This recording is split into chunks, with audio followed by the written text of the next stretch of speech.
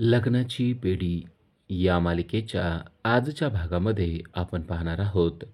राघव आणि कृष्णा आता शॉपिंगसाठी जाणार असतात. पण कृष्णाचं अजून आवरून झालेलं नाही आहे. कृष्णा अजूनही मेकअप करत बसलेली आहे.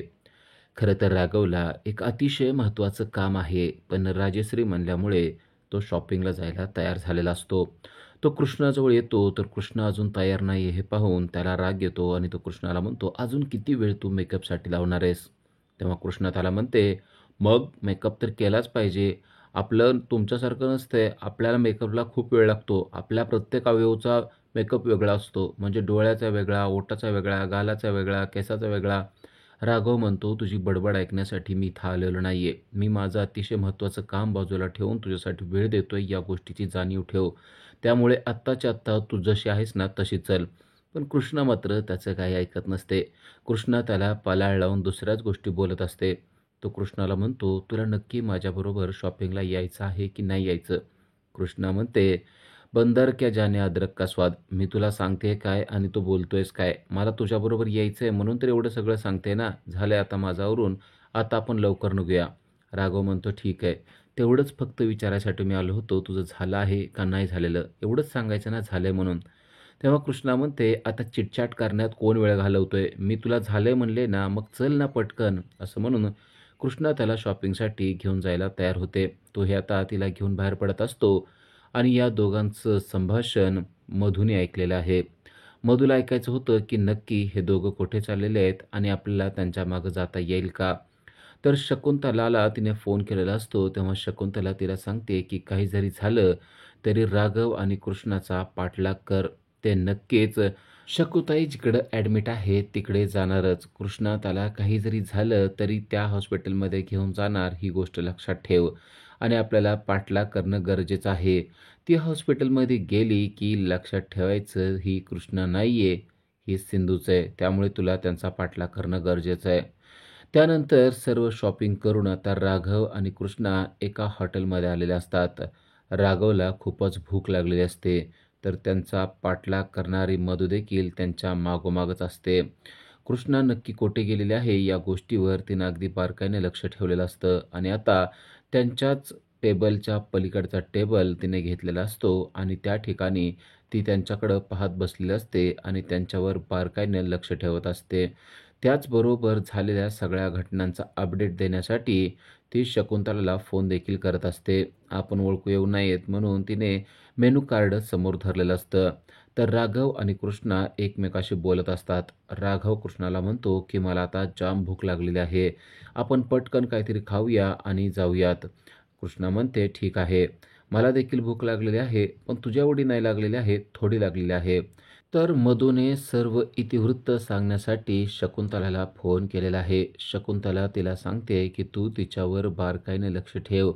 कारण आता नजरहटी आणि दुर्घटना घटी हे आपल्याला होऊ द्यायचं नाहीये. तिच्यावर बारकाईने लक्ष ठेवल्यावरच आपल्याला समजणार आहे नक्की ती काय करते ते." राघव म्हणतो, की "आता आपण खाण्याची ऑर्डर देऊया का?" कृष्णा म्हणते, "हो, मग मला देखील खायचंच आहे. आपण लवकरात लवकर ऑर्डर देऊया." पण आता राघवने तिला प्रश्न केलाय, "माझ्या एका प्रश्नाचं उत्तर दे, की तू नक्की इतके दिवस कुठं होती?" तेव्हा ती चिडते आणि म्हणते, "तुला मी सांगितलंय ना, तुझ्या फॅमिलीची माहिती काढण्यासाठी पिंकी आली होती आणि म्हणूनच मी निघून गेले होते." आता वेटर आलेला आहे आणि वेटरजवळ कृष्णाने भली मोठी खाण्याची यादी दिलेली असते. सँडविच, बर्गर, पिझ्झा हे सर्व काही मागवलेलं असतं. राघव म्हणतो, "आपल्याला एवढं पुरेसं होईल असं वाटतं मला." तेव्हा ती म्हणते, "आपल्याला नाही, आपल्याला सॉलिड भूक लागलेली आहे. आपण फक्त आपल्यासाठी मागवलेलं आहे." राघव म्हणतो, "अरे, पण मला पण खायचं आहे ना." ती म्हणते, "ठीक आहे, तुला खायचं असेल तर तू पण मागव." राघव आता कृष्णाच्या नादीनं लागण्याचं ठरवतो. कारण त्या जर काही बोललो तर आपण अजूनही काहीतरी हंगामा करेल आणि तेवढ्यात तिने हंगामा सुरूच केलेला असतो. ती एकदम टेबलच्या खुर्चीजवळ उभारते आणि म्हणते, की "तुला वाटतं का मी खाऊ नये? तुला असं वाटतं का आपल्याला खूप भूक लागली आहे तरी आपलं पोट भरू नये?" असं म्हणून तिने सगळं हॉटेल डोक्यावर घ्यायला सुरुवात केलेली असते.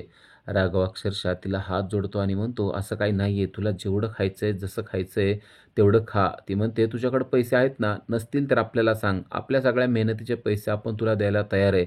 वाटल्यास आपले पैसे परत कट कर, पण आत्ता आपल्याला खाऊ दे. आपल्याला भूक लागल्यानंतर ना आपल्याला काही सुचत नाही." राघव तिला शांत करतो आणि म्हणतो, "तू काय करतेस तुला कळतंय का? तुला जेवढी भूक लागली ना तेवढं खा किंवा तुला जास्त खायचं असेल ना जास्त खा, पण माझं डोकं मात्र तू अजिबात खाऊ नको. वेटर येतो आणि राघव म्हणतो, "आत्ता जे हिनं सांगितलंय ना त्यातले सगळे आयटम डबल आणा." वेटर होय म्हणून निघून जातो. तेव्हा कृष्णा एकदम खुश होते आणि म्हणते, "आत्ता आपल्याला जाम बरं वाटलं. आता जेव्हा ऑर्डर येईल ना तेव्हा बघ आपण त्याचा कसा फडशा पाडतो."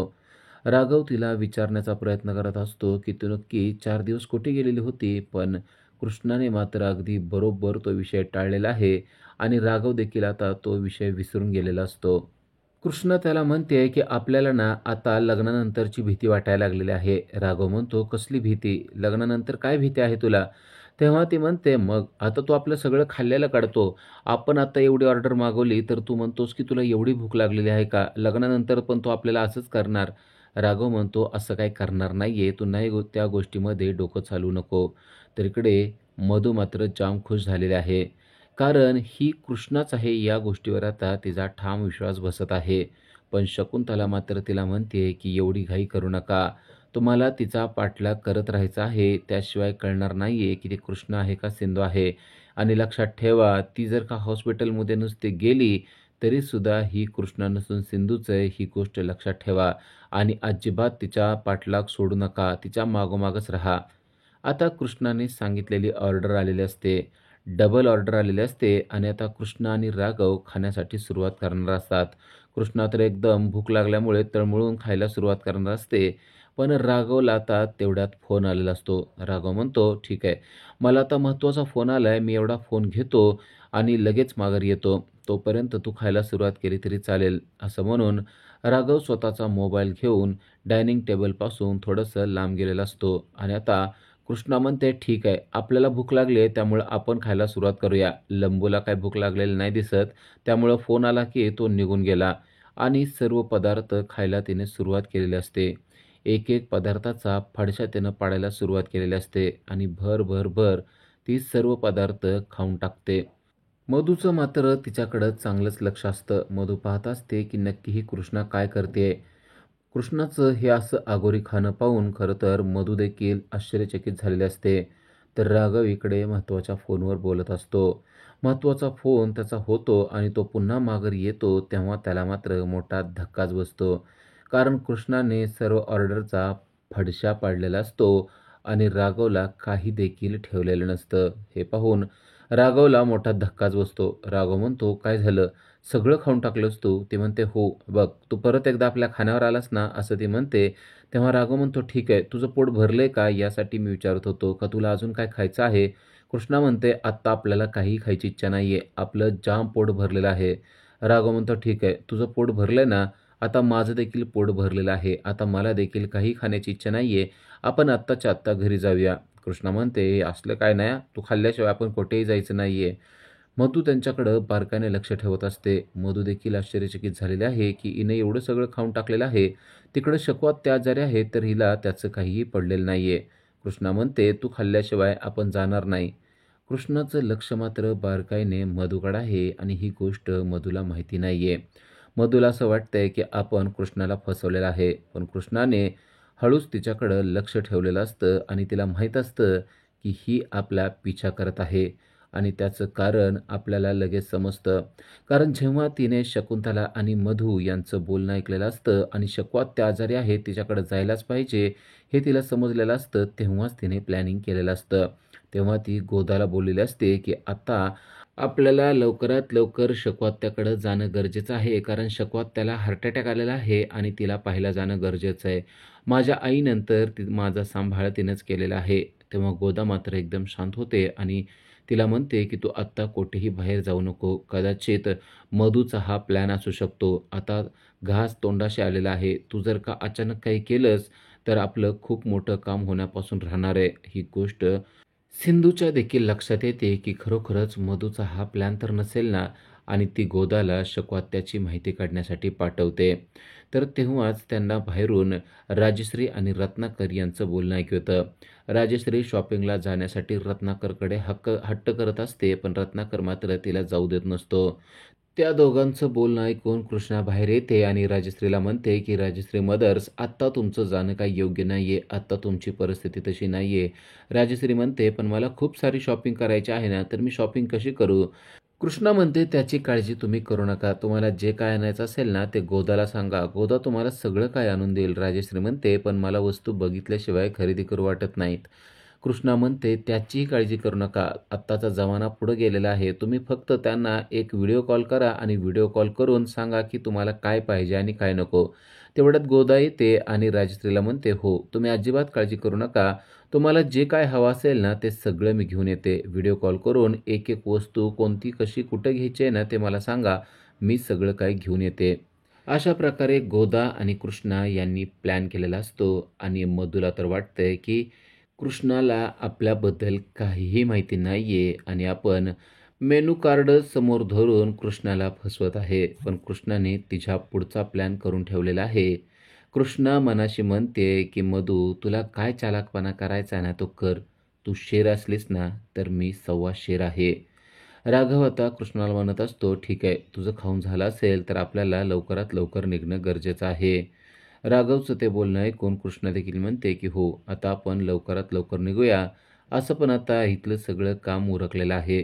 तिच्या म्हणण्याचा मतितार्थ राघवला समजलेला नसतो, पण कृष्णाने मात्र बरंच काही साध्य केलेलं असतं. उद्याच्या भागामध्ये आपल्याला पाहायला मिळतं की मधूने शकुंतलाला फोन केलेला आहे आणि ती शकुंतलाला सांगते की मी कृष्णाचा आणि राघवचा पाठलाग केला, पण ते हॉस्पिटलला गेले नाहीत. हे ऐकल्यावर शकुंतलाला देखील धक्का बसलेला आहे.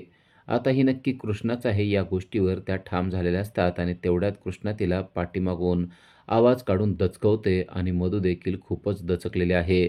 दचकलेल्या मधूला पाहून कृष्णा म्हणते, काय झालं? तू तर एकदम घाबरून गेली. घाबरण्यासारखं नक्की तू काय करत होती ते मला सांगशील का? मधूला काय बोलावं ते कळत नाही. मधू ततपप करू लागते. तेव्हा कृष्णा चिडते आणि मधूच्या सणसणीत थोबाडीत ठेवून देते. अचानक बसलेल्या थोबाडीमुळे मधू मात्र हादरून गेलेले आहे. कारण कृष्णाने थोबाडीतच तशी सणसणीत ठेवून दिलेली असते. मधूला कळलेलं आहे की आपण जे काय वागलोय ते कृष्णाला कळलेलं आहे. कृष्णाने त्या सर्व गोष्टीचा हिशोबच मागितलाय. तू आमच्या पाठीमागं काय करत होती ते सांग आणि त्याचबरोबर तुला माझ्यावर विश्वास नाही आहे ना, तर आता हे डील मी मोडत आहे. तुला असं वाटत होतं ना की राघवच्या लग्नामध्ये मी पळून जावं, पण आता तसं काही होणार नाही आहे. मी राघवशी थाटामाटात लग्न करणार, असं म्हणून मधूची चांगलीच जिरवलेली आपल्याला पाहायला मिळते आणि आता मधू मार खाऊन देखील कृष्णाच्या हातापाया पडतानाच आपल्याला पाहायला मिळणार आहे. तरी देखील कृष्णा आता मधूचं ऐकणार का आणि आता अजून मधूला कोणती शिक्षा देणार ते आपल्याला पुढील भागामध्येच पाहता येणार आहे. अशा सिरियलच्या अपडेटसाठी आजच आमच्या चॅनलला सबस्क्राईब करा. थँक्यू.